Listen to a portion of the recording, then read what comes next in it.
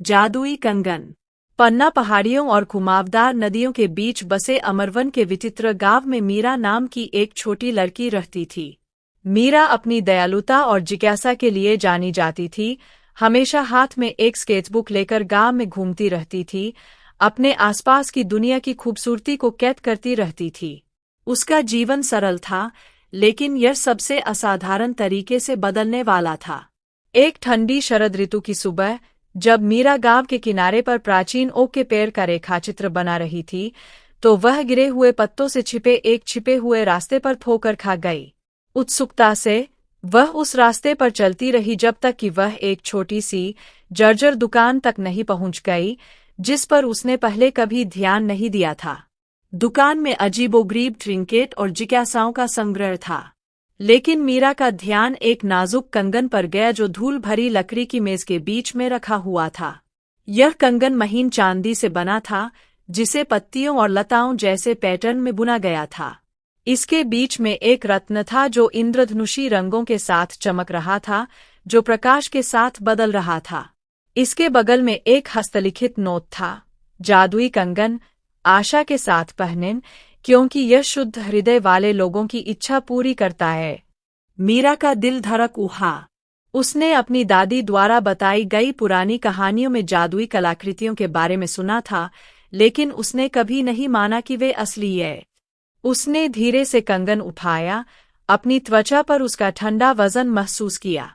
दुकानदार, दयालु आंखों वाली एक बुजुर्ग महिला ने उसका आकर्षण देखा और उसके पास पहुंची। यह सुंदर है, ऐ न? दुकानदार ने कहा। उसकी आवाज नरम और मधुर थी। लेकिन याद रखें, इच्छाएं बड़ी जिम्मेदारी के साथ आती है। मीरा ने सिर हिलाया, हालांकि उसे पूरी तरह से यकीन नहीं था कि दुकानदार का क्या मतलब था। अपनी कम बचत से उसने कंगन खरीदा और जल्दी से घर चली गई, यह देखने के लिए उत्सुक थी कि क्या कहानियां सच थीं। उस रात, जब मीरा बिस्तर पर लेटी थी, उसने कंगन को अपनी कलाई पर बांध लिया। उसने अपनी इच्छा के बारे में बहुत सोचा। उसका गांव भयंकर सूखे का सामना कर रहा था और फसलें सूख रही थीं। गांव वाले चिंतित थे और मीरा ने उनके दर्द को गहराई से महसूस किया। पूरे दिल से उसने कामना की कि बारिश आए और उसके गांव को बचाए। अगली सुबह मीरा अपनी खिड़की पर बारिश की बूंदों की आवाज सुनकर जाग गई।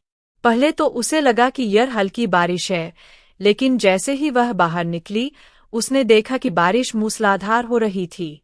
खेत, जो कभी सूखे और दरारदार थे, जल्दी ही फिर से हरे भरे हो गए।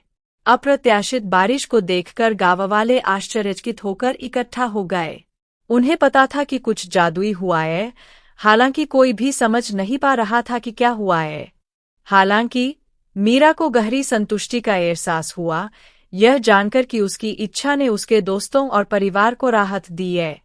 दिन हफ्तों में बदल गए और गार एक बार फिर फलने फूलने लगा। फसलें अच्छी तरह से उग आईं और नदियां ताजे पानी से भर गईं। गांव वालों ने एक भव्य दावत का आयोजन किया और मीरा को उसकी निस्वार्थ इच्छा के लिए सम्मानित किया गया। उसने कंगन को गर्व से पहना, हालांकि उसने इसका रहस्य अपने तक ही सीमित रखा।